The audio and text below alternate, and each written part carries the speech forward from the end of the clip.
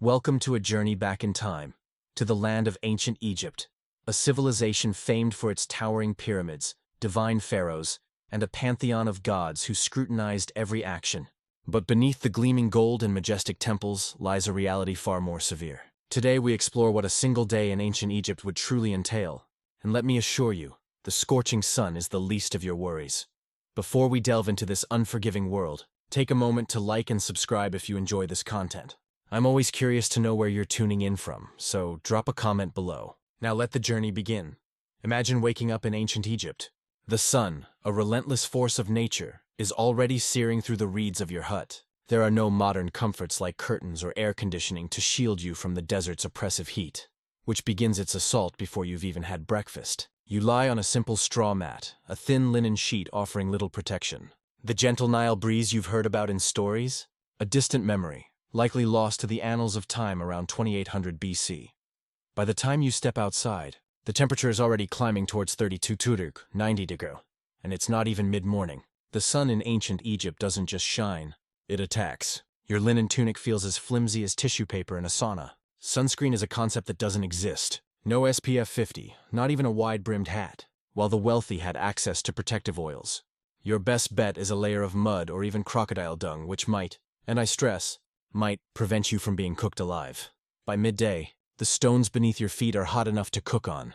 Shade is a rare commodity. A mud brick wall might offer a moment's respite, but even the walls seem to sweat under the intense heat. You, meanwhile, feel like you've been forgotten in an oven. And complaining is not an option. The sun god Ra is always watching. A scorching day is seen as a sign of his power, a divine compliment. Surviving the morning alone requires immense hydration, humility, and a tolerance for feeling like a perpetually roasting chicken. You finally dragged yourself from your scratchy mat. The good news? The Nile is a short walk away. The bad news? You can smell it before you see it. The mighty Nile, the giver of life, the very reason for this civilization's existence, also carries the stench of a fish market that has had a very bad day. The banks teem with flies, frogs, and creatures of questionable origin.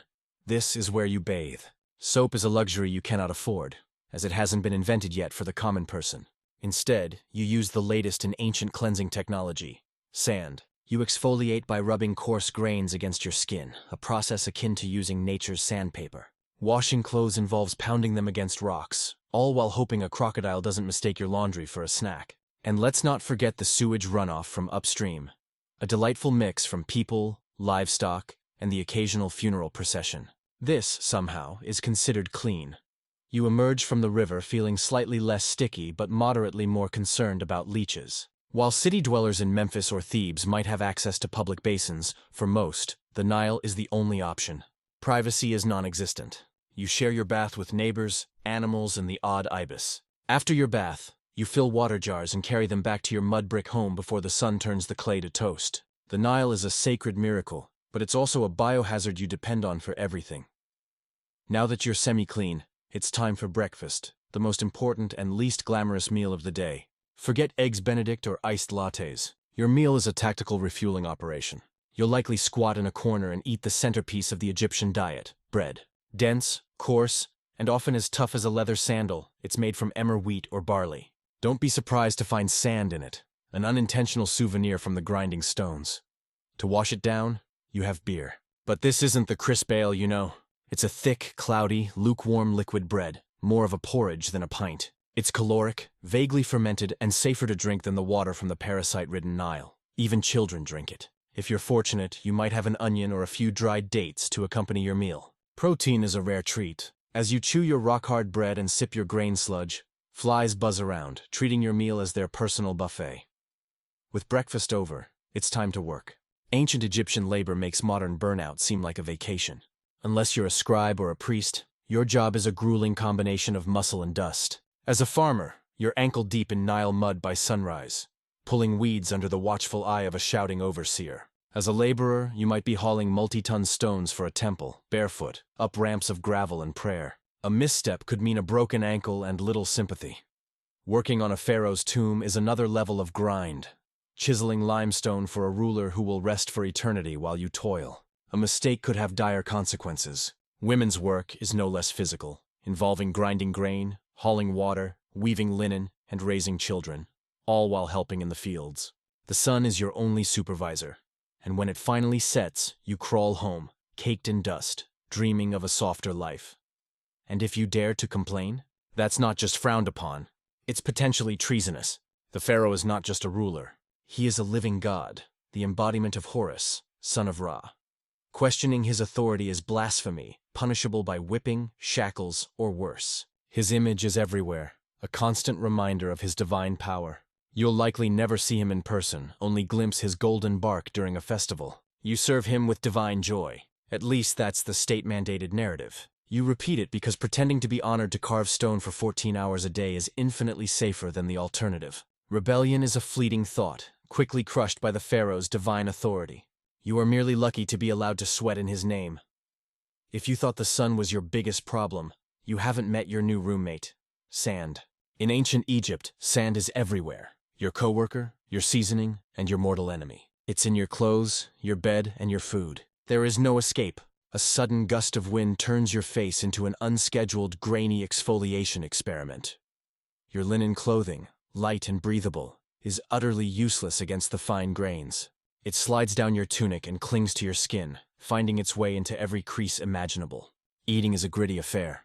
Every loaf of bread is a miniature sand trap because the flour was ground between stone slabs, embedding grit into the dough.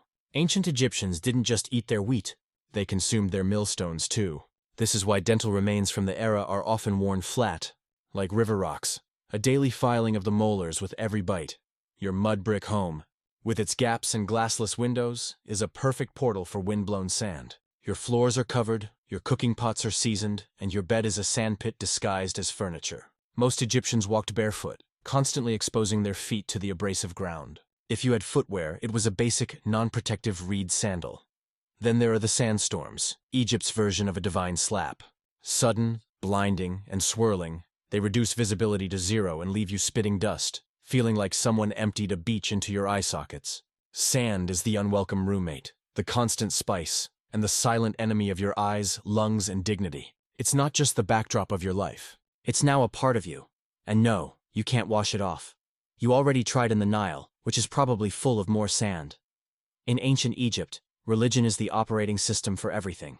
Your job, diet, hygiene, and bedtime rituals are all dictated by a multitude of gods with very specific demands. The gods are omnipresent. Ra pilots the sun, Thoth manages the scribes and moon calendars, Sobek, part crocodile, part nightmare fuel, guards the Nile, and Bastet, the cat goddess, handles public relations.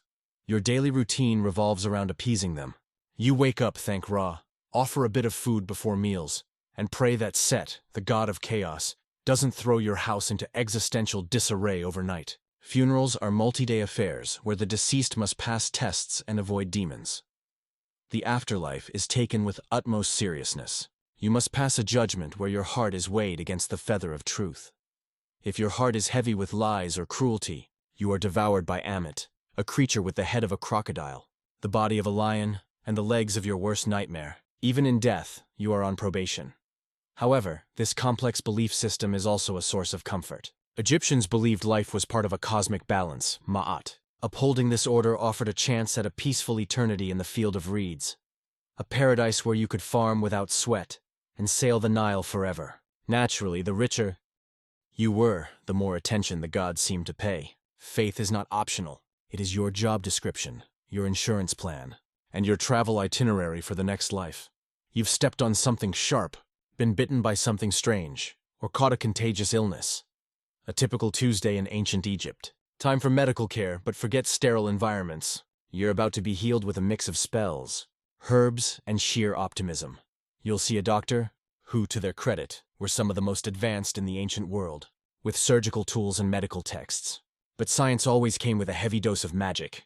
You might be given a poultice made of honey, moldy bread, a primitive form of penicillin, and crushed herbs. The treatment is often a blend of practical medicine and incantations to drive out the evil spirit causing the ailment.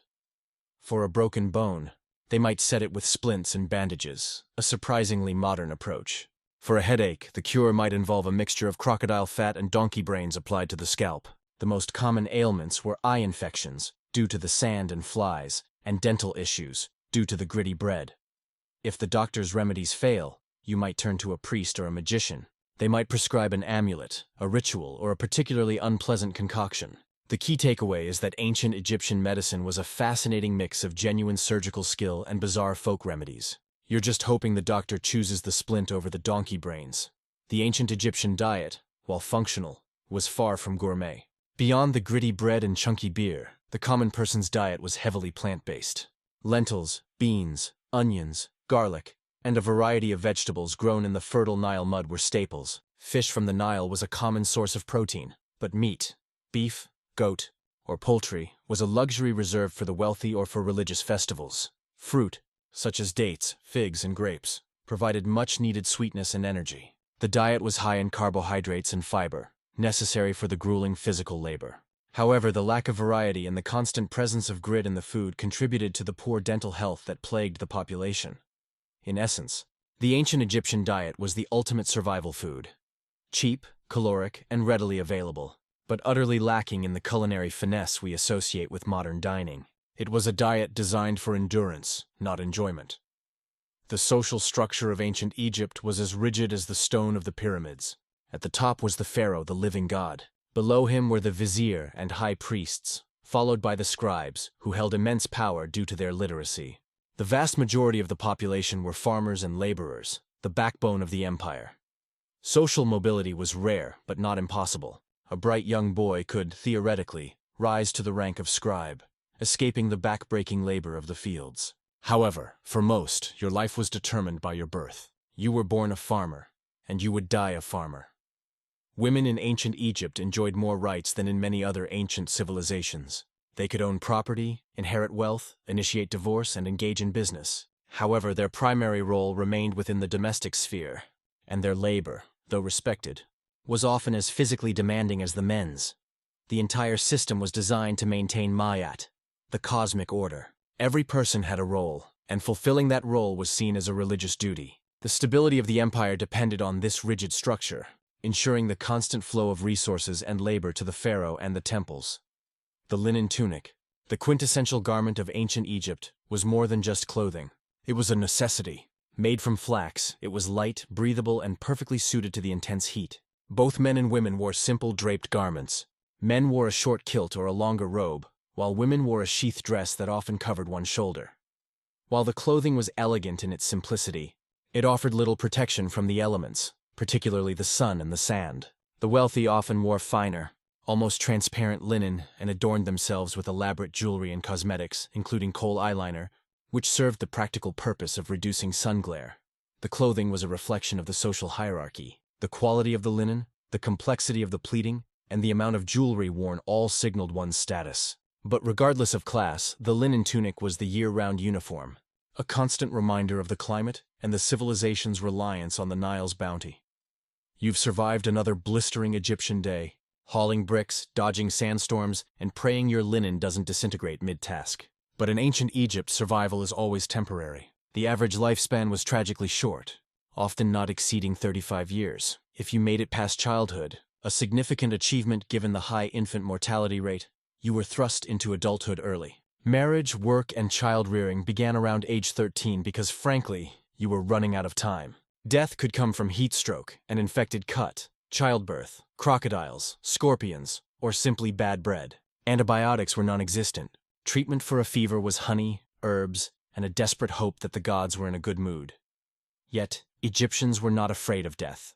They planned for it with meticulous detail. The wealthy commissioned elaborate tombs, the ancient equivalent of a 5-star eternity suite, and began collecting grave goods, jewelry, food, perfumes, and shabti, tiny servant dolls to perform chores in the afterlife.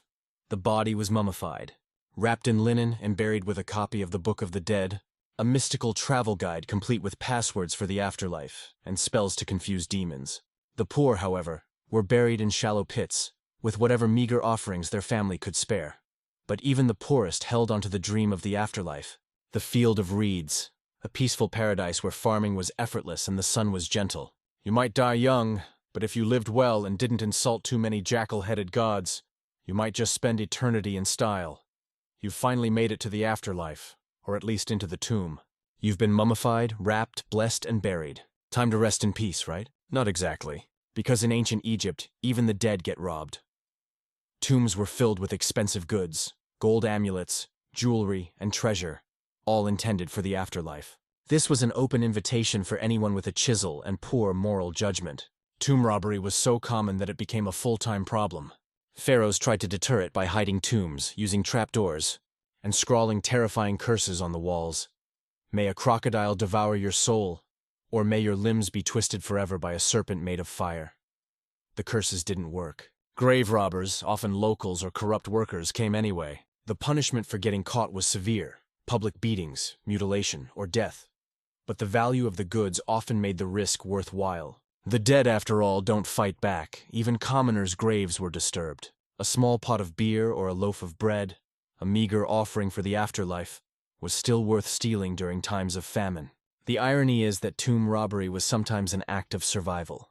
A hungry worker might break into a tomb not for gold, but for food. So, in ancient Egypt, you're not safe just because you're dead. Your tomb can be looted, your name erased, and your mummy unwrapped by some desperate soul with a pickaxe. Rest in peace? Only if no one knows where you're buried. We've all seen them. Those majestic, mysterious carvings on the walls of temples and tombs. Birds, and the names of the fallen etched into bronze. It's not just part of the skyline, it's part of the city's soul. The new skyline took years to take shape. Other towers rose, 3 WTC, 4 WTC, and 7 WTC, each one sleek, modern, and purposeful. Together, they represent not just a city rebuilt, but a city transformed. New York didn't just replace what was lost, it evolved. It honored the past while building for the future, reminding the world of something deeply American and deeply human. You can knock a city down, but you can't keep it from rising. Today, the Manhattan skyline is more than a collection of buildings. It is a living symbol of ambition, resilience, and the American dream itself. No other silhouette in the world carries so much weight. It's etched into pop culture, history, and memory. You can draw it with 5 lines, and people will recognize it instantly. It tells a story of bold engineers, fearless ironworkers, architects who imagined spires that pierced clouds, and immigrants who crossed oceans to help build them. It speaks of risk, reward, and reinvention, the constant churn of New York itself. It has never been finished, and it never will be. The skyline is alive, always changing. In recent years, it's stretched even higher, but not in Lower Manhattan. This time, the vertical race moved uptown. Along Billionaire's Row, super slender residential towers like 432 Park Avenue, Central, Park Tower, and 111 West 57th Street now rise like needles above Midtown. These skyscrapers are feats of engineering, pencil-thin, wind-tested, and made for the ultra-wealthy. Critics call them sky-piercing expressions of inequality. Others see them as marvels of modern ambition. Meanwhile, in Hudson Yards, an entirely new neighborhood has appeared with gleaming glass towers, public art, and corporate headquarters rising where rail yards once sprawled. The skyline now stretches farther west, evolving with the city's changing needs and ambitions. But even as it grows, the skyline holds its past tightly. The Empire State Building still glows at night. The Chrysler still gleams at sunrise. And One World Trade Center stands solemn and proud. The skyline remembers what came before, even as it reaches for what's next. More than any monument or statue, it is the skyline that defines New York. Not just in form, but in meaning. It is a place where humanity dared to build upward again and again, through booms, busts, wars, and wounds. A city of millions reflected in steel and glass.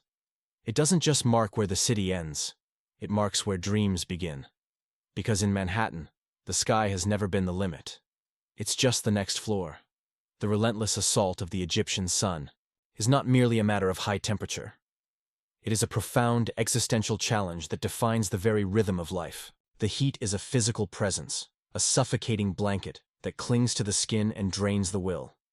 It is the kind of heat that doesn't just warm you, but seeks to extract the moisture from your very bones, leaving you feeling brittle and exposed. The early morning, which in any other climate might offer a brief reprieve, is in ancient Egypt merely the prelude to the day's inferno. Even before the sun crests the horizon, the air is thick and heavy, already promising the scorching intensity to come. The mud brick walls of your home, which absorbed the sun's energy all day yesterday, now radiate that stored heat back into the small enclosed space, making your reed mat feel less like a bed and more like a griddle. This is the silent, insidious violence of the desert climate, a constant low-grade fever that the entire civilization must endure. The absence of modern cooling technology is a stark reminder of the ingenuity and sheer resilience required to survive. There are no fans, no evaporative coolers, and certainly no ice. The only defense is the thin linen of your tunic and the hope that a stray gust of wind from the Nile might momentarily break the heat's grip. But even the wind is often a disappointment, a hot, dry breath that feels more like a blast from an oven than a cooling current. The heat is not a temporary inconvenience. It is a permanent, unyielding feature of the landscape, a natural force that dictates every decision, from when you work to what you eat. It is the ultimate, non-negotiable boss, and its authority is absolute. Consider the simple act of walking. By mid-morning, the ground itself is hostile. The sun-baked earth and stone are so hot that they transmit their heat directly through the thin soles of your reed sandals, or worse, through your bare feet. Every step is a calculated risk, a brief searing contact with a surface that feels like a forge. The air shimmers above the ground, distorting the landscape into a mirage of unbearable intensity. This is the tyranny of the midday sun, a period of enforced stillness where all sensible activity ceases. Only the most urgent tasks, or the most desperate laborers, dare to move during these peak hours. The wealthy, of course, retreat into the cool, thick-walled interiors of their villas. But for the common person, shade is a fleeting, precious commodity, often shared with livestock and the occasional stray dog. The sun's intensity also has profound implications for health and hygiene. The constant, profuse sweating is not just uncomfortable, it is a rapid depletion of the body's vital fluids. Dehydration is a constant, looming threat, a silent killer that can strike down a strong man in a matter of hours. The body, struggling to maintain its core temperature, is pushed to its absolute limit. This relentless physical stress contributes to the tragically short life expectancy of the ancient Egyptian populace. Every day is a battle against the elements, a test of endurance that few modern humans could pass. The heat is a natural selection mechanism, ensuring that only the most robust or the most fortunate survive to see old age. Furthermore, the sun is inextricably linked to the Egyptian religious worldview. Ra, the sun god, is the supreme deity, the creator, and the source of all life. The sun's power is not just meteorological. It is divine authority made manifest. When the sun beats down with particular ferocity, it is not a curse, but a sign of Ra's immense power and presence. To complain about the heat is, in a very real sense, to complain about the gods themselves, an act of blasphemy that could invite divine retribution. The scorching heat, therefore, demands not just physical endurance, but spiritual humility. You must endure the heat not only to survive, but to show respect for the cosmic order.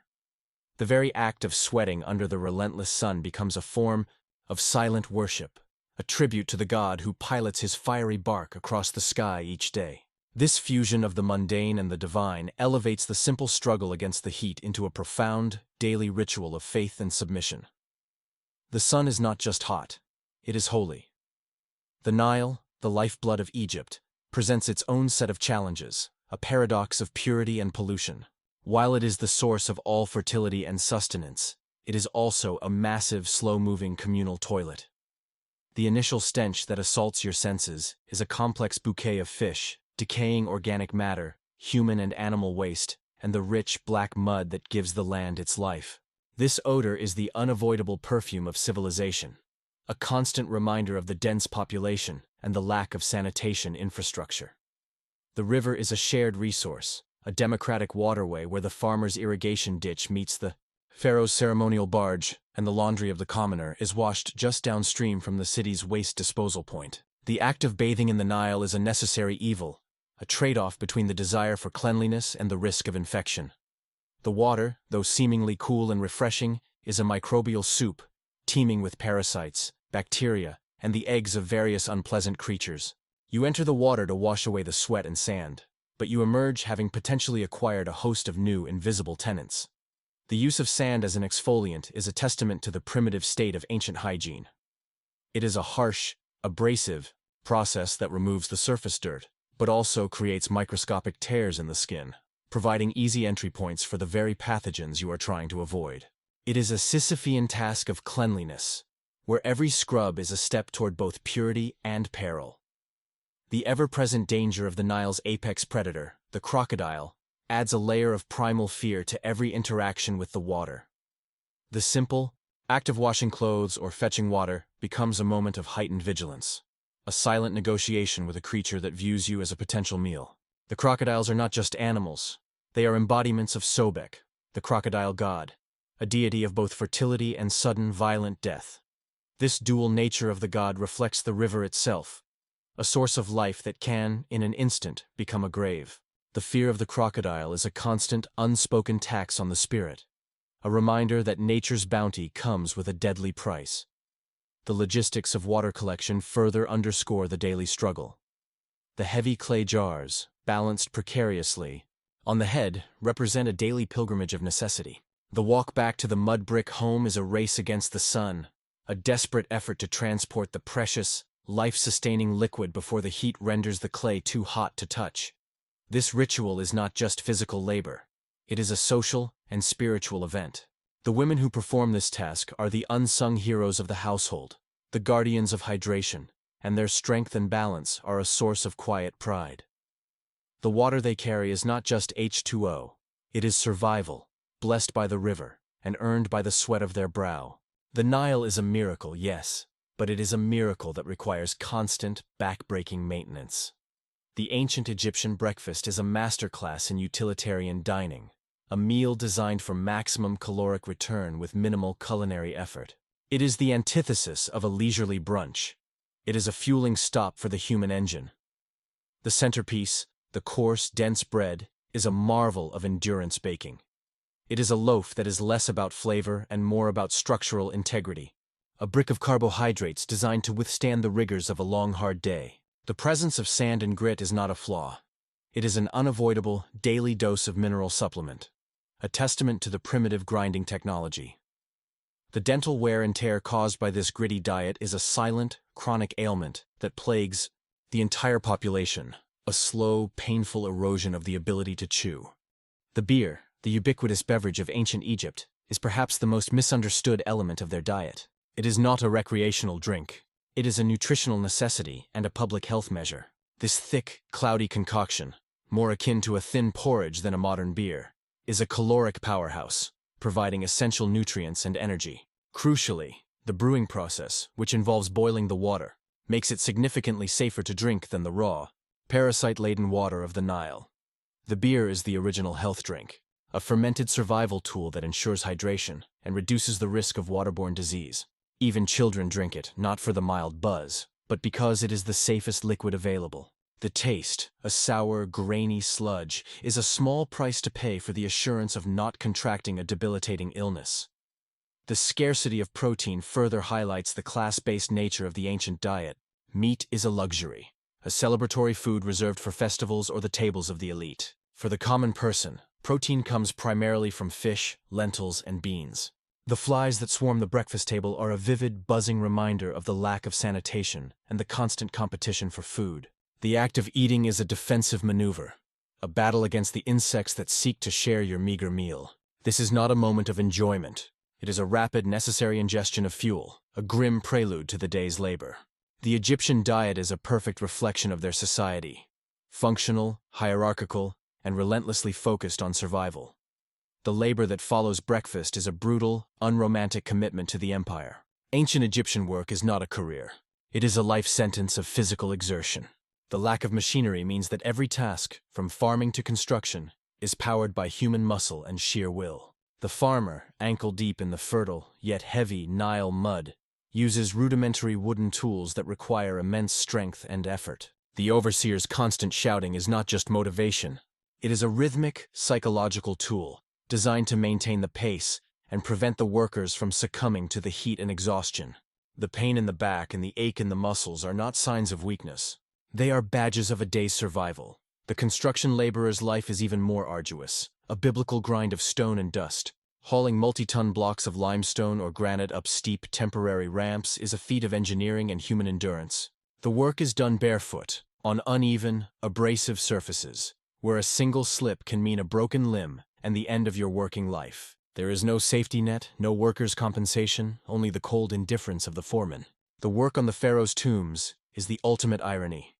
Building an eternal resting place for a god-king while knowing your own life will be tragically short, and your own grave likely a shallow pit in the sand. This is the ultimate class divide made manifest in stone. The labor of women, though often confined to the domestic sphere, is no less physically demanding. Grinding grain by hand is a monotonous, back-breaking task that consumes hours of the day and contributes directly to the poor dental health of the population. Hauling water, weaving linen, and raising children in the harsh climate are all forms of unpaid essential labor that keep the entire society functioning. The woman's life is a constant, relentless cycle of production and maintenance, with no true break until the sun finally sets. The only supervisor is the sun, and the only reward is the continuation of life for another day. This is the unseen engine of the empire, powered by the tireless, unacknowledged effort of its women. The political climate of ancient Egypt is one of absolute, divine authority, where the pharaoh is not a mere mortal ruler but a living god. This theological justification for power creates a system where dissent is not just political opposition, but sacrilege. The pharaoh is the embodiment of Horus, the son of Ra, and his rule is the physical manifestation of Ma'at, the cosmic order. Questioning the pharaoh is, therefore, an act of cosmic rebellion, a threat to the very stability of the universe. This belief system is the ultimate tool of social control, ensuring that the masses remain compliant and focused on their labor. The pharaoh's omnipresence, through statues, temples, and inscriptions, is a masterpiece of state propaganda. His image is a constant, inescapable reminder of his divine status and absolute power. The common person will never meet him, but they will see his face every day, a visual shorthand for the entire system. The gold and treasure that surround him are not just symbols of wealth. They are physical proof of his divine favor. The worker who toils on his tomb is not just a laborer. He is a participant in a sacred, state-sponsored project. And the state ensures that he feels a sense of honor, or at least the fear necessary to feign it. The pharaoh's authority is unquestionable, absolute, and enforced by both divine law and the whip of the overseer. The sand, the uninvited, ubiquitous guest of ancient Egypt, is a constant, abrasive presence that permeates every aspect of life. It is the ultimate equalizer and the ultimate irritant. The fine wind-blown grit is a constant threat to the eyes, causing chronic infections and discomfort. It is a silent, microscopic enemy that attacks the lungs, contributing to respiratory ailments. The sand is not just a feature of the desert. It is a fundamental component of the Egyptian experience. The gritty bread is the most direct and painful evidence of the sand's intrusion. The flour, ground between stone, is inevitably contaminated with minute particles of rock and sand. Every meal is a slow, deliberate act of dental destruction, a daily filing of the teeth that leads to severe wear and chronic pain. The mud brick homes, while offering some protection from the heat, are porous sieves that allow the fine sand to drift in, covering everything in a thin, constant layer of dust. The sand is a symbol of the harsh, unyielding nature of the environment, a reminder that even the most basic necessities of life are tainted by the desert's presence. The sandstorms are the most dramatic manifestation of the desert's power, a sudden, terrifying event that brings all activity to a halt. The blinding, swirling dust is a temporary, chaotic reversal of the cosmic order, a moment when the desert asserts its dominance over the civilized world. The experience of being caught in a sandstorm is one of total sensory deprivation and physical assault, a terrifying reminder of the fragility of human life in the face of nature's fury. The sand is the unavoidable, uncomplaining roommate, a constant, abrasive presence that is both a nuisance and a profound, defining element of the ancient Egyptian existence. The Egyptian religion is a complex, multi-layered operating system that governs every aspect of life, from the mundane to the monumental. The pantheon of gods, with their animal heads and human bodies, are not distant, abstract figures. They are active, interventionist deities who demand constant attention and appeasement. The daily rituals, from the morning prayer to Ra to the offering of food before a meal, are small necessary acts of cosmic maintenance, ensuring that the delicate balance of Ma'at is preserved. The belief in the afterlife is the cornerstone of the entire civilization, a profound, all-consuming focus that dictates the expenditure of vast resources and labor.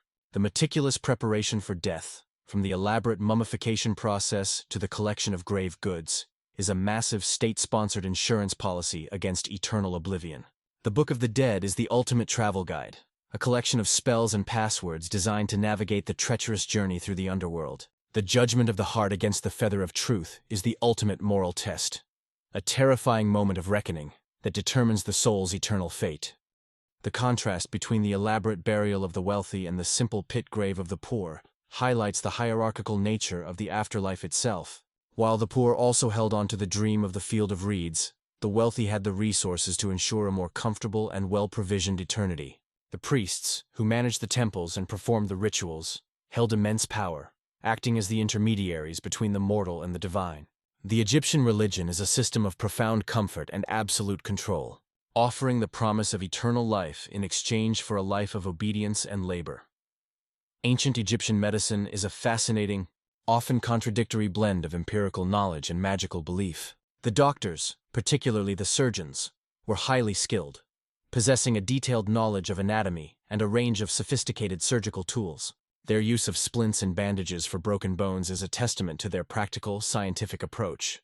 However, this scientific knowledge was always intertwined with the belief that illness was often caused by evil spirits or divine displeasure. The remedies prescribed often reflect this dual approach. The use of honey, a natural antiseptic, and moldy bread, a primitive form of penicillin, demonstrates a rudimentary understanding of pharmacology. Yet, these practical remedies were often combined with bizarre, magical ingredients such as crocodile fat or donkey brains, and accompanied by incantations and spells designed to drive out the malevolent forces. The focus on eye infections and dental issues highlights the chronic health problems caused by the sand, flies, and gritty diet. The medical system is a reflection of the society's priorities, with the wealthy having access to the best and most specialized care, while the poor relied on folk remedies and the local priest or magician. The doctor's role was not just to heal the body, but to restore the cosmic balance that had been disrupted by the illness. The medical papyri, with their detailed descriptions of ailments and treatments, are a remarkable record of ancient knowledge, a testament to a civilization that sought to understand and control the forces of nature, both physical and spiritual. The ancient Egyptian diet, beyond the staples of bread and beer, is a study in caloric efficiency and necessity. The reliance on plant-based foods such as lentils, beans, onions, and garlic is a direct consequence of the fertility of the Nile mud. These crops are easily grown, highly nutritious, and provide the necessary energy for the grueling physical labor. Fish from the Nile is a crucial source of protein, but the risk of parasites means it must be carefully prepared. Meat is a rare and highly valued commodity, a symbol of wealth and status. The consumption of beef, goat, or poultry is reserved for the elite or for religious festivals, where the sacrifice of an animal is a communal act of worship and feasting. The fruit, such as dates, figs, and grapes, provides a much-needed source of sugar and vitamins, a small luxury in a diet dominated by starches. The diet is a perfectly calibrated survival mechanism, designed to sustain a large, labor-intensive population in a challenging environment. The social structure of ancient Egypt is a pyramid of power and privilege, with the pharaoh at the apex and the vast majority of the population forming the broad, laboring base. The system is characterized by extreme rigidity and limited social mobility. Your birth determines your destiny, and the chances of escaping the backbreaking labor of the fields are slim. The scribes, who possess the rare skill of literacy, are the gatekeepers of knowledge and power, occupying a privileged position just below the priests and nobles. The role of women, while more equitable than in many other ancient societies, is still defined by the demands of the domestic sphere and the need for labor. Their ability to own property and engage in business is a testament to the practicality and respect afforded to them, but their lives are no less arduous than the men's.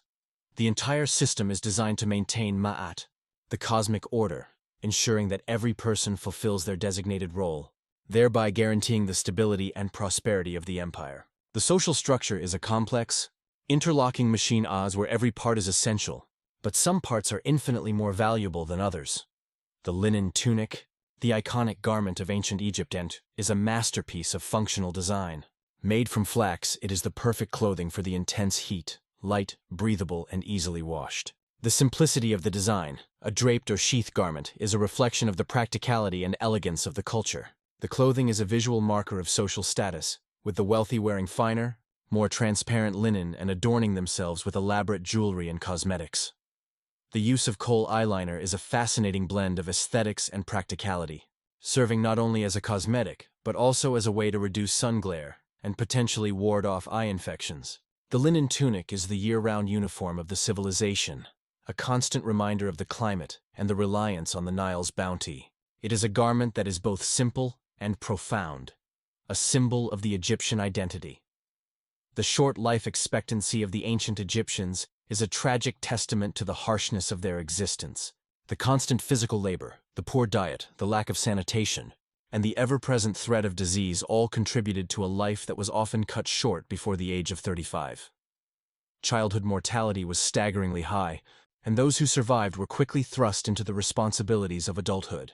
The threats were manifold: heat stroke, infected cuts, childbirth complications, and the dangers of the Nile. The lack of modern medicine meant that even a simple fever could be a death sentence. The treatment was often a desperate gamble between practical remedies and magical incantations. The short lifespan, however, did not lead to a culture of despair. Instead, it fueled the obsessive focus on the afterlife, the meticulous planning for death, the construction of tombs, and the collection of grave goods are all expressions of a profound belief that the true life begins after death. The short, arduous life on earth is merely a brief, necessary prelude to an eternal existence in the field of reeds. The practice of tomb robbery is the ultimate irony of the Egyptian belief system.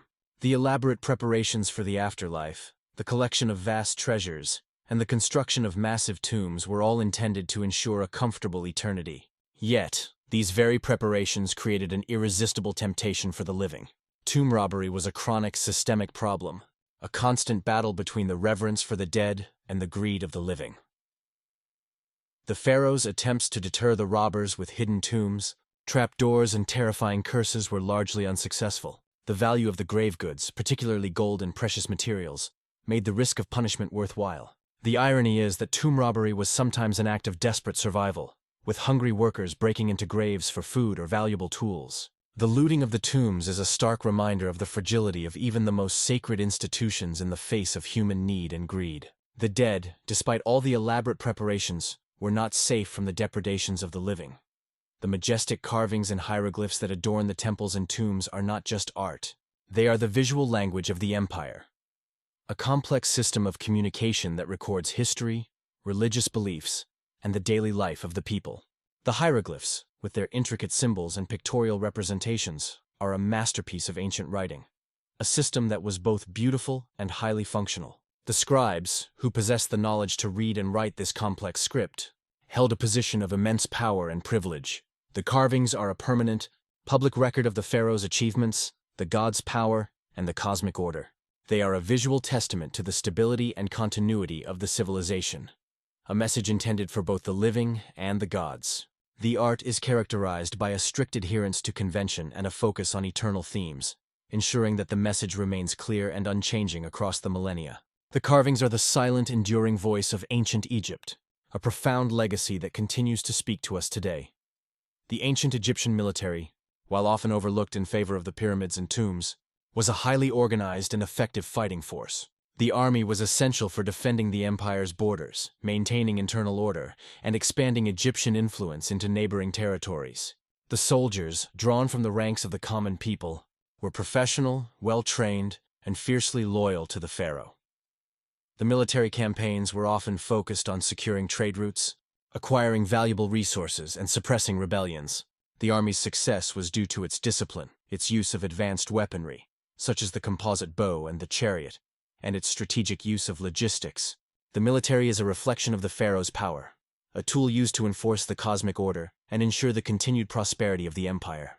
The soldier's life was one of hardship, discipline, and the constant threat of violence, a necessary sacrifice for the greater good of the state. The ancient Egyptian economy was a highly centralized, state-controlled system based primarily on agriculture. The annual flooding of the Nile, which deposited rich, fertile mud, was the engine of the entire economy. The government, through its vast bureaucracy of scribes and officials, controlled the distribution of grain, the collection of taxes, and the organization of labor for massive state projects. The economy was largely a barter system. with grain, linen, and other commodities serving as the primary forms of exchange. The use of gold and silver was primarily for the elite and for international trade. The labor of the common people was the most valuable resource, and the state's ability to mobilize vast numbers of workers for the construction of pyramids, temples, and tombs is a testament to the efficiency and control of the centralized economy. The economic system is a perfect reflection of the social hierarchy, with the wealth and resources flowing from the laboring masses to the pharaoh and the elite. The ancient Egyptian legal system was based on the concept of Ma'at, the divine principle of truth, justice, and cosmic order. The pharaoh, as the embodiment of Ma'at, was the ultimate source of law, and the vizier, his chief minister, was the head of the judiciary. The legal system was designed to maintain social harmony and ensure that justice was dispensed fairly, at least in theory. The courts were staffed by priests and officials, and the proceedings were often recorded by scribes. The punishments for crimes were often severe, reflecting the importance of maintaining order and deterring crime. The legal system is a crucial component of the state's control, ensuring that the pharaoh's authority is upheld and that the cosmic order is preserved. The law is not just a set of rules. It is a divine mandate that governs every aspect of human behavior.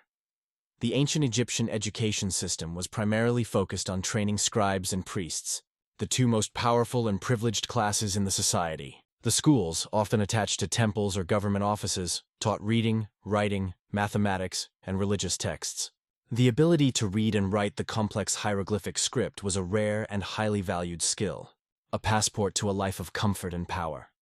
For the vast majority of the population, education was practical and vocational, learned through apprenticeship and on-the-job training. The farmer's son learned to farm, and the craftsman's son learned to craft. The education system is a reflection of the social hierarchy, ensuring that the elite maintain their power through literacy and knowledge, while the masses remain focused on their labor. The scribe, with his reed pen and palette, is the symbol of intellectual power in a society dominated by physical labor. The ancient Egyptian calendar, a masterpiece of astronomical observation and mathematical precision, was essential for the functioning of the agricultural economy. The calendar was based on the annual flooding of the Nile, which was predicted by the heliacal rising of the star Sirius. The year was divided into 3 seasons: Akhet, inundation; Peret, growth; and Shemu, harvest, each consisting of 4 30-day months, with 5 extra days added at the end of the year. The calendar was a crucial tool for the state's bureaucracy, used to organize labor, collect taxes, and schedule religious festivals. The accuracy of the calendar is a testament to the sophistication of ancient Egyptian science and mathematics. The calendar is not just a way to track time. It is a cosmic map that aligns human activity with the divine rhythm of the Nile and the stars. The ancient Egyptian architecture, from the massive pyramids to the elaborate temples, is a testament to the civilization's engineering prowess and its obsession with eternity. The pyramids, built as tombs for the pharaohs, are the ultimate expression of divine power and absolute authority. The temples, dedicated to the various gods, are massive, enduring structures designed to house the divine spirit and facilitate the performance of religious rituals. The architecture is characterized by its massive scale, its use of durable materials, such as limestone and granite, and its strict adherence to symbolic and religious conventions. The use of massive columns, intricate carvings, and elaborate decorations is a visual language that communicates the power of the pharaoh and the gods. The architecture is not just functional. It is a physical manifestation of the cosmic order, a permanent, enduring link between the mortal and the divine.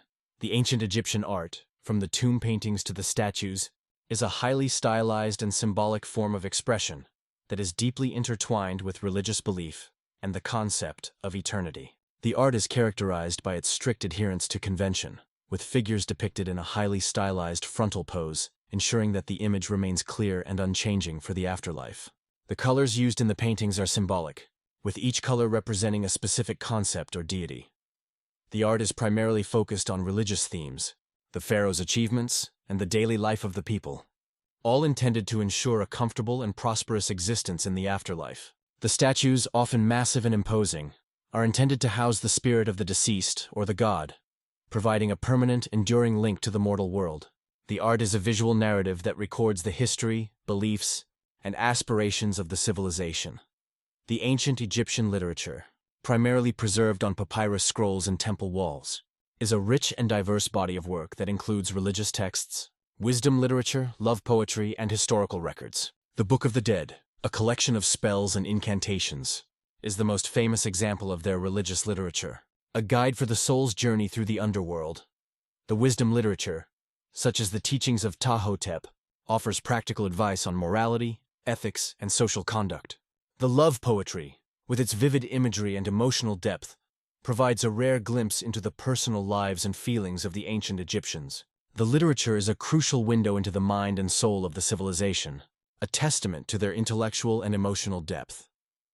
The ancient Egyptian music and dance, while poorly preserved, were an integral part of religious rituals, festivals, and daily life. The music was primarily performed using harps, flutes, lutes, and percussion instruments, and the rhythm was often provided by clapping and singing.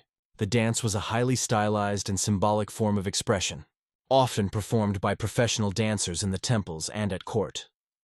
The music and dance were intended to entertain the gods, celebrate religious festivals, and provide a source of enjoyment for the people. The lack of detailed musical notation means that the exact sound of ancient Egyptian music is lost to us, but the surviving images and descriptions suggest a vibrant and expressive musical culture. The music and dance are a reflection of the civilization's joy and reverence, a way to connect with the divine and celebrate the rhythm of life. The ancient Egyptian trade network was extensive and highly organized, connecting Egypt with the Near East, the Aegean, and sub-Saharan Africa. The trade was essential for acquiring valuable resources such as cedar wood, copper, gold, incense, and exotic animals that were not available in Egypt. The trade was primarily controlled by the state, with the Pharaohs' officials organizing and financing the expeditions. The trade routes, both overland and by sea, were complex and often dangerous, requiring a high degree of organization and military protection.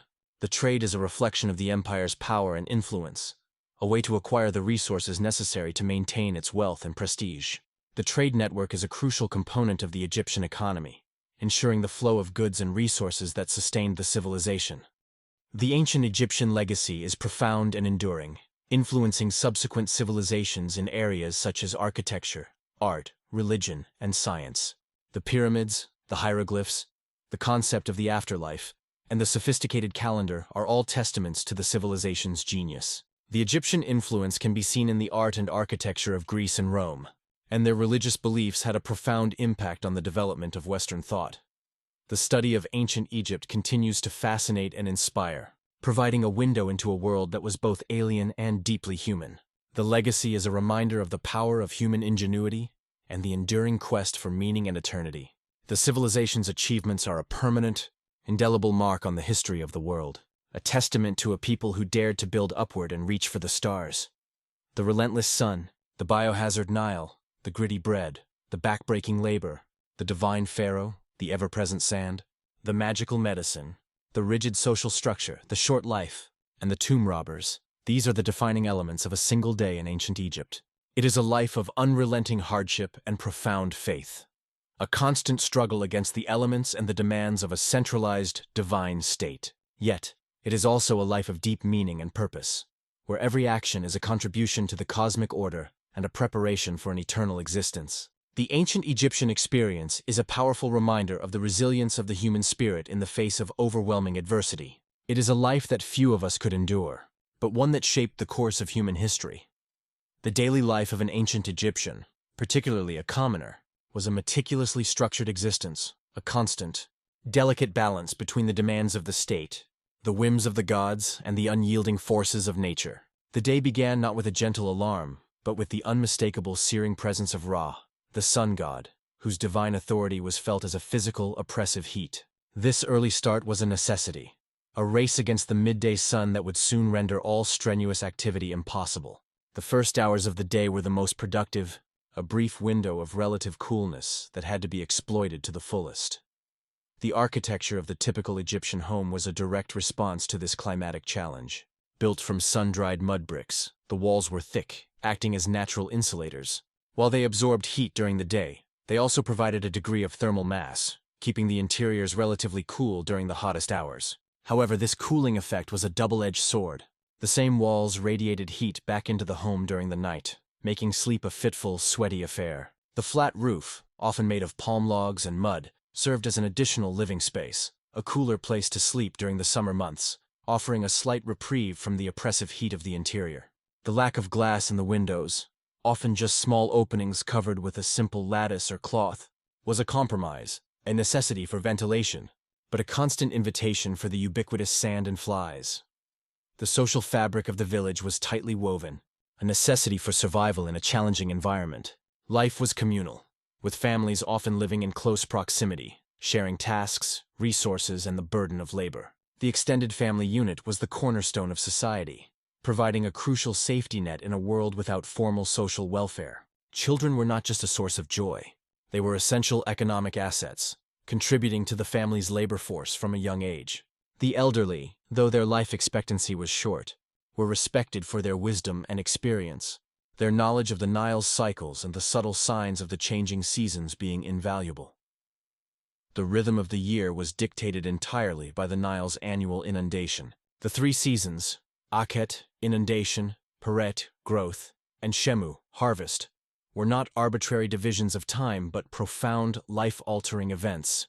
The arrival of the flood was a moment of both anxiety and celebration, a time when the river, the lifeblood of the nation, asserted its power. The floodwaters, rich with fertile black silt, were the annual gift of the gods, ensuring the fertility of the land. During Akhet, when the fields were submerged, the common people were often conscripted into state labor projects, such as building pyramids, temples, or maintaining the vast network of irrigation canals.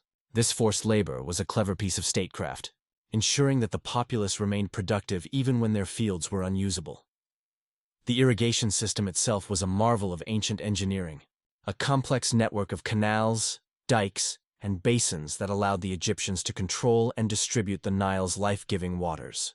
The maintenance of this system was a constant, collective responsibility, a task that required immense coordination and labor. The shaduf, a simple but effective counterweighted lever used to lift water from the canals to the higher fields, was a ubiquitous sight, a symbol of the unrelenting, manual effort required to sustain the agricultural economy. The success of the harvest, and thus the survival of the entire population, depended on the meticulous management of this water infrastructure. The scribal class, though small in number, held a disproportionate amount of power. Their ability to read and write the complex hieroglyphic script made them the gatekeepers of knowledge, law, and administration. They were the tax collectors, the record keepers, the engineers, and the administrators of the pharaoh's vast bureaucracy. A scribe's life was one of relative comfort and intellectual pursuit, a stark contrast to the backbreaking labor of the farmer or the construction worker.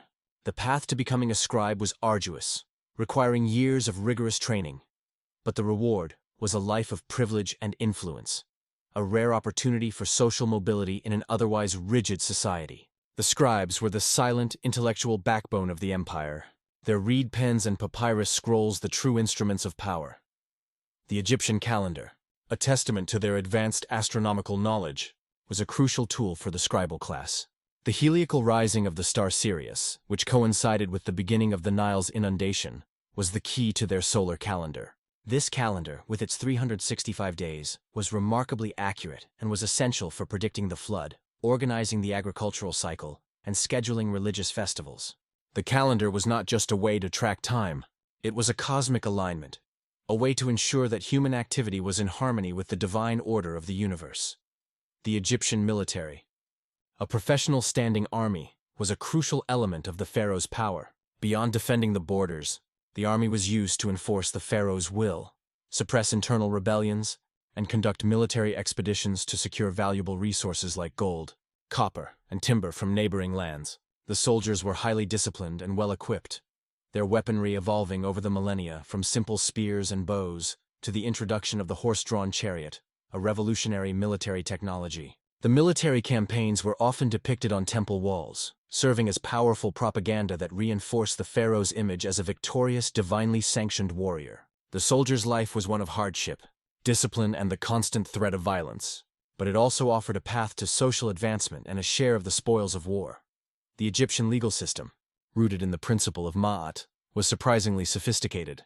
The courts, presided over by officials and scribes, were designed to resolve disputes, enforce contracts, and punish criminals. The legal process involved the presentation of evidence, the testimony of witnesses, and the judgment of the court. While the pharaoh was the ultimate source of law, The system was administered by a hierarchy of officials, ensuring a degree of consistency and fairness.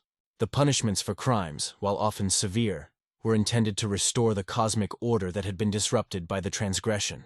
The legal system was a crucial mechanism for maintaining social stability, a constant reminder that the rule of law, divinely sanctioned, governed every aspect of life.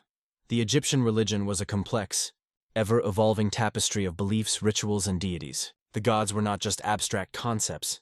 They were active participants in the daily life of the people, their presence felt in the sun, the Nile, and the very air. The cult of the dead, with its focus on mummification and the afterlife, was the most distinctive feature of Egyptian religion. The belief in the Ka, life force, and the Ba, soul, necessitated the preservation of the body, ensuring that the deceased could continue their existence in the field of reeds. The Book of the Dead was the ultimate survival guide for the afterlife, a collection of spells and incantations designed to navigate the treacherous journey through the underworld and pass the final judgment. The temples, massive, enduring structures built from stone, were the houses of the gods and the centers of religious and economic life. They were not places of communal worship for the common people, but rather the exclusive domain of the priests, who performed the daily rituals necessary to sustain the gods and maintain the cosmic order. The temples were also massive economic enterprises, owning vast tracts of land, employing thousands of people, and controlling the distribution of grain and other commodities. The priests, with their shaved heads and white linen robes, were a powerful, privileged class, their lives dedicated to the service of the divine. The art and architecture of ancient Egypt were inextricably linked to their religious beliefs and their obsession with eternity. The pyramids, the most iconic symbols of the civilization, were not just tombs. They were massive, symbolic, mountains designed to facilitate the pharaoh's ascent to the heavens.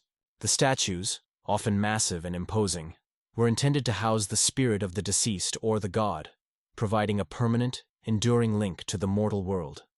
The tomb paintings, with their stylized figures and vibrant colors, were not just decoration. They were visual narratives intended to ensure the deceased's successful transition to the afterlife and their continued prosperity in the field of reeds. The art is a testament to the Egyptian belief in the permanence of form and the power of the image to transcend death. The linen tunic, the quintessential garment of ancient Egypt, was a symbol of cleanliness, purity, and status. The wealthy wore fine, almost transparent linen, often pleated and draped in elaborate ways, a visual display of their leisure and wealth. The common people wore coarser, simpler tunics, but the emphasis on cleanliness remained. The act of washing and maintaining the linen was a constant, time-consuming chore, a necessity in a dusty, hot climate. The clothing was a direct reflection of the social hierarchy, with the quality of the fabric and the complexity of the design signaling one's position in the rigid social structure. The short life expectancy of the ancient Egyptians was a brutal reality that shaped their entire worldview. The average lifespan of around 35 years meant that life was a race against time, a constant struggle to achieve as much as possible before the inevitable end. The high infant mortality rate meant that the loss of a child was a common, heartbreaking tragedy, a constant reminder of the fragility of life. The diseases that plagued the population, schistosomiasis from the Nile, eye infections from the sand and flies, and dental issues from the gritty bread, were chronic, debilitating ailments that made life a constant struggle. The focus on the afterlife was a psychological necessity, a way to cope with the harsh realities of a short, difficult life. The tomb robbers, the ultimate disruptors of the cosmic order, were a constant, frustrating problem for the pharaohs and the priests. The elaborate security measures, hidden entrances, false walls, and terrifying curses were a testament to the value of the grave goods and the determination of the robbers.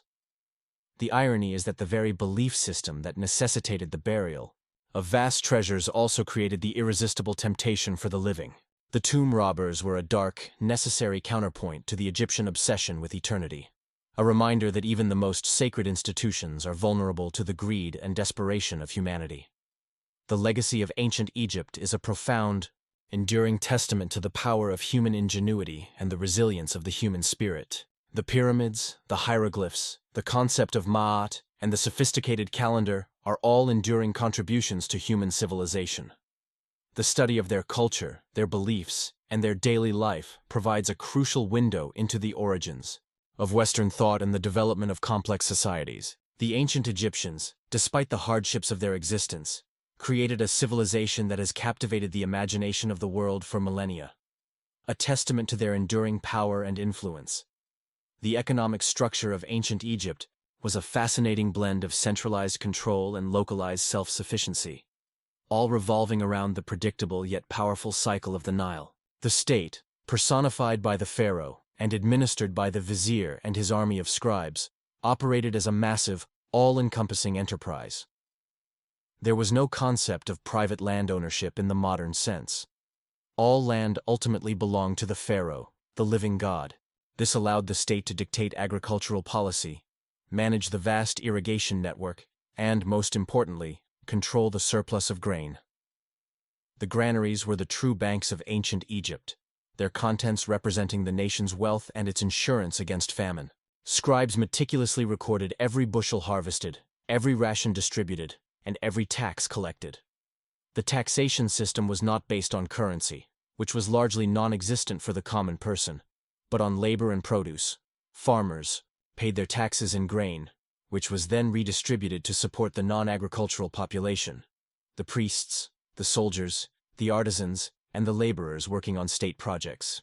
This system, while ensuring the stability of the empire, also meant that the common person's life was entirely dependent on the state's benevolence and the Nile's generosity. A poor harvest meant not just hunger, but a failure to meet the state's demands, a transgression that could lead to severe punishment. The artisan class, though higher on the social ladder than the farmers, was also largely employed by the state or the temples. The craftsmen, the stonemasons, the carpenters, the jewelers, the potters, were essential for producing the goods necessary for daily life, religious rituals, and, most significantly, the lavish preparations for the afterlife. The quality of their work, particularly in the royal tombs and temples, is a testament to their skill and the state's investment in eternal glory. These artisans often lived in specialized villages, such as Deir el-Medina, the village of the tomb builders, where they enjoyed a higher standard of living, receiving rations of fish, vegetables, and even wine, a rare luxury for the common laborer. Trade, both internal and external, was a vital component of the economy. Internal trade was primarily conducted through barter, with goods exchanged directly for other goods. The lack of a standardized currency meant that value was often determined by the labor and materials involved. External trade, however, was crucial for acquiring exotic and essential materials not found in Egypt. Expeditions were regularly sent to Punt for incense, myrrh, and exotic animals, to Nubia for gold and ebony, and to the Levant for cedarwood. These expeditions were often massive state-sponsored ventures, requiring military protection and the organization of hundreds of men. The success of these trading missions was a direct measure of the pharaoh's power and the empire's reach. The concept of ma'at permeated every aspect of the economic system. Fair weights and measures, honest record-keeping, and the equitable distribution of resources were all seen as essential to maintaining the cosmic order. Economic prosperity was not just a matter of good governance, it was a sign of divine favor. Conversely, famine or economic collapse was interpreted as a failure of ma'at, a sign that the cosmic balance had been disrupted, often leading to social unrest and political instability. The entire economic machine was designed to be self-sustaining and eternally stable, a reflection of the Egyptian desire for permanence in all things. The legal system, as an extension of ma'at, was designed to be accessible, though not always perfectly just. The local courts, often held in the open air and presided over by local officials or priests, handled the majority of civil and criminal cases. Disputes over land, water rights, and property were common, reflecting the pressures of an agrarian society. The legal process was primarily oral, with the accused and the accuser presenting their cases and witnesses offering testimony. Scribes were present to record the proceedings, ensuring a written record of the judgment.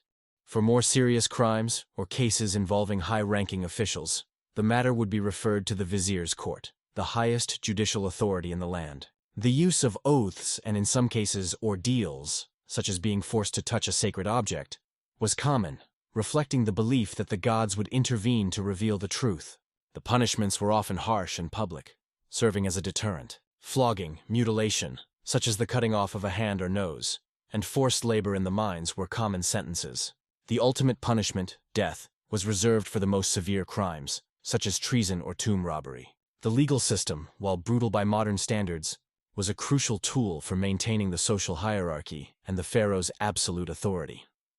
The education system, as mentioned, was primarily focused on producing scribes. The House of Life, often attached to temples, served as the highest centers of learning, where priests and scribes studied not only writing and mathematics, but also astronomy, medicine, and religious texts.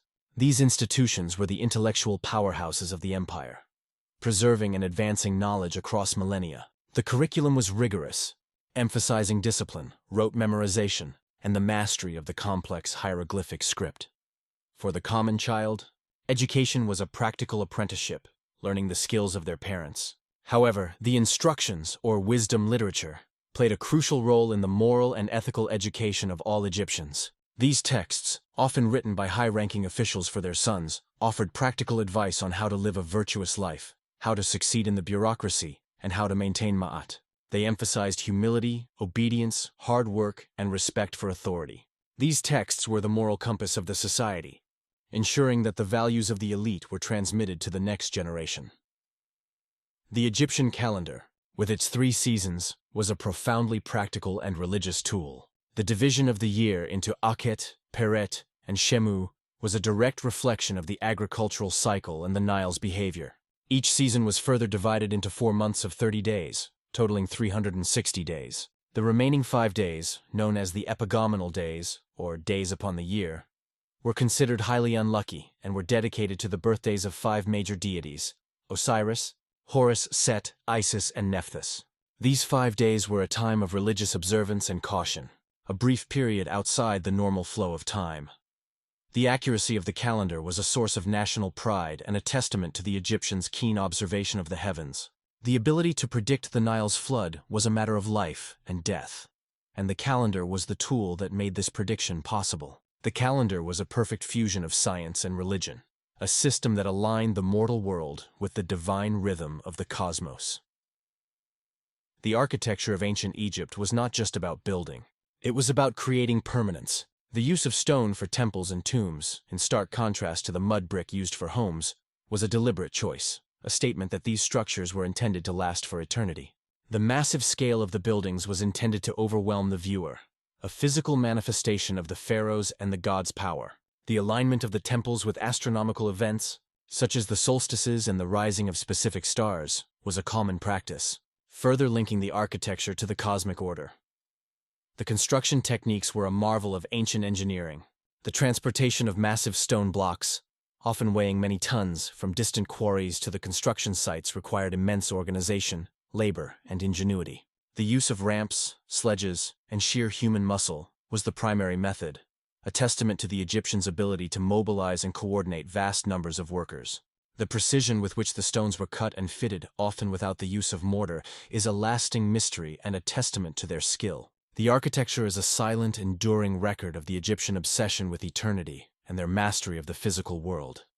The art of ancient Egypt was governed by a strict set of conventions that ensured the clarity and permanence of the image. The use of the composite view, where the head is shown in profile but the eye and shoulders are frontal, was a deliberate artistic choice, intended to present the most complete and recognizable image of the person or deity.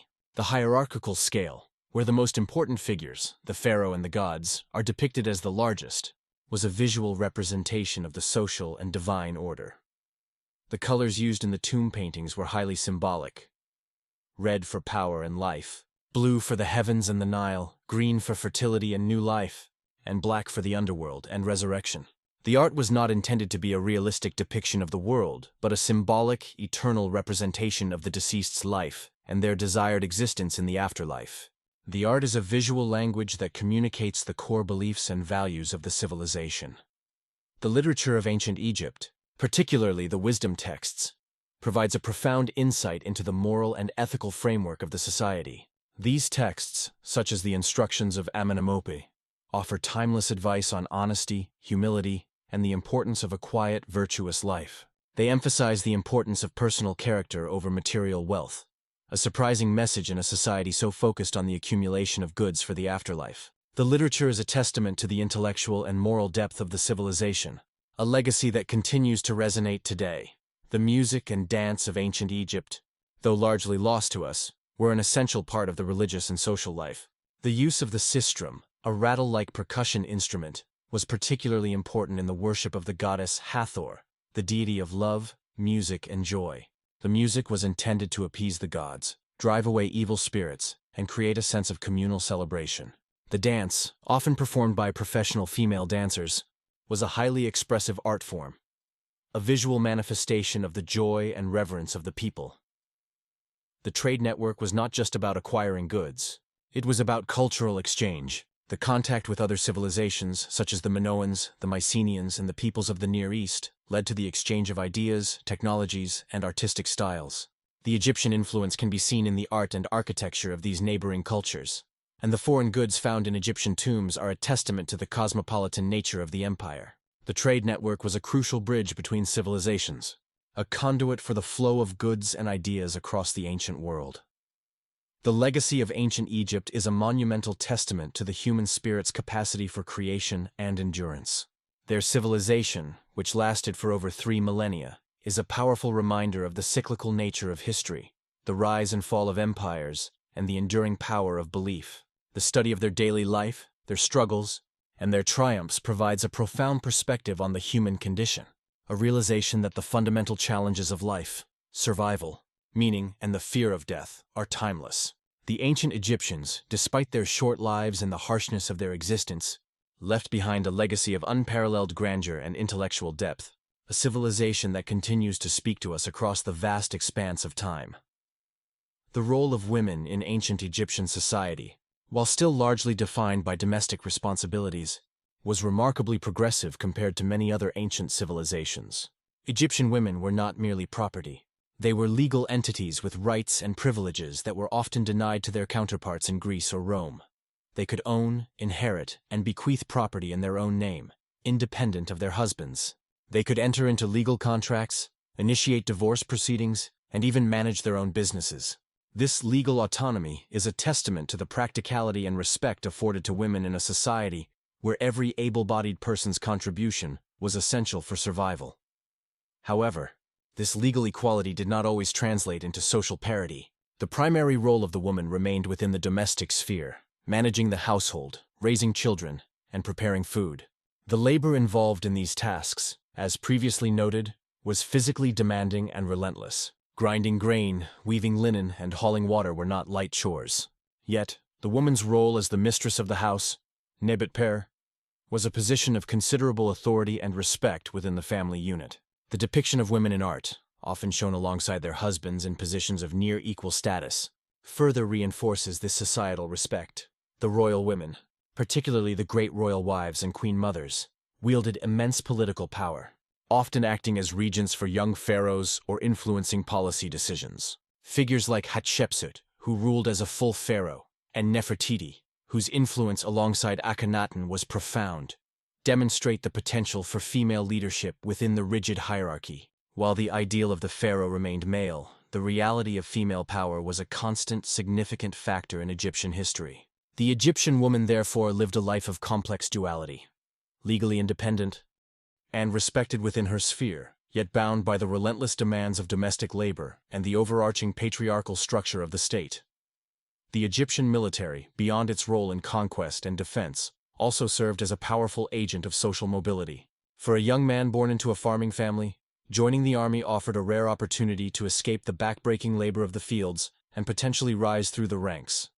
Success in battle could lead to promotions, land grants, and a share of the spoils of war, offering a path to a more comfortable life for the soldier and his family. The military was a meritocracy to a degree, where skill, bravery, and loyalty were rewarded, regardless of one's birth. The soldiers' lives were characterized by rigorous training, long periods of garrison duty, and the constant threat of deployment. They were the enforcers of the pharaoh's will, both at home and abroad. The army's presence was a constant, visible reminder of the state's power, ensuring compliance and deterring rebellion. The military was not just a fighting force. It was a social institution that provided a sense of identity, purpose, and a path to a better life for those willing to endure the hardship and risk. The cult of the dead, the most enduring and recognizable aspect of ancient Egyptian religion, was a massive, all-consuming industry. The process of mummification, which could take up to 70 days, was a highly specialized and expensive procedure, reserved primarily for the elite. The meticulous removal of the internal organs, the drying of the body with natron salt, and the elaborate wrapping in hundreds of yards of linen were all intended to preserve the physical vessel for the return of the Ka and Ba. The canopic jars, which housed the preserved organs, were themselves works of art, guarded by the four sons of Horus. The tomb was not just a burial place. It was the eternal home of the deceased, a place where the living could interact with the dead through offerings and rituals. The tomb furnishings, the grave goods, and the elaborate wall paintings were all intended to recreate the deceased's life on earth, ensuring their continued prosperity in the afterlife. The tomb was a microcosm of the world, a permanent, enduring testament to the deceased's status and their belief in the eternal continuation of life. The sheer scale of this industry, from the quarrying of stone to the production of grave goods, is a powerful reminder of the Egyptian obsession with eternity. The Egyptian language and writing system, particularly the hieroglyphs, were a source of immense national pride and intellectual power. The hieroglyphic script, with its beautiful pictorial symbols, was a complex, multi-layered system that could be read in several ways: as pictures, as symbols representing sounds, or as determinatives that clarified the meaning of a word. This complexity made the script difficult to master, reinforcing the privileged position of the scribal class. Alongside the formal hieroglyphs, the Egyptians developed hieratic and later demotic scripts, cursive forms of writing used for everyday administrative and literary purposes. The ability to write was a mark of civilization and a tool of empire, allowing the pharaoh's decrees to be transmitted across vast distances and for the meticulous record-keeping that underpinned the entire economic and legal system. The Rosetta Stone, with its parallel texts in hieroglyphic, demotic, and Greek, was the key that unlocked this ancient language, allowing the modern world to finally hear the voices of the pharaohs and the common people. The Egyptian sense of humor, though rarely preserved in the formal records, was a necessary antidote to the harsh realities of daily life. The satirical papyri, which depict animals performing human tasks, such as a mouse being served by a cat, offer a rare glimpse into the lighter side of Egyptian culture. The wisdom texts, while serious in tone, often contain wry observations and practical common-sense advice that suggests a dry, pragmatic wit. The ability to laugh at the absurdities of life, the gritty bread, the bureaucratic scribes, the terrifying gods, was a psychological survival mechanism, a way to cope with the relentless demands of the sun, the Nile, and the pharaoh. The legacy of ancient Egypt is not just in the monumental stone structures. It is in the enduring concepts they bequeathed to the world. Their contributions to mathematics, particularly in geometry and surveying, were essential for the construction of their massive buildings and the management of their land. Their medical knowledge, as recorded in the Ebers and Edwin Smith papyri, laid the groundwork for later Greek and Roman medicine. Their artistic conventions influenced the development of art in the Mediterranean world for millennia.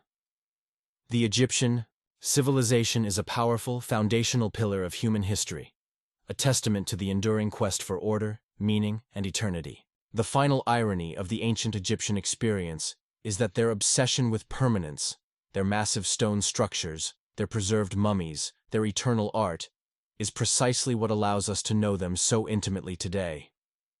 Their desire to defy time has, in a sense, made them timeless. The single day we have explored, with its struggles and its moments of faith, is a microcosm of a civilization that endured for over 3,000 years, a testament to the unyielding resilience of the human spirit in the face of overwhelming adversity. The ancient Egyptian life was a hard, short, and sand-filled journey. But it was a journey undertaken with a profound sense of purpose and an unwavering belief in the eternal continuation of life. The cosmology of ancient Egypt, the way they understood the universe, was a direct reflection of their environment and their desire for order.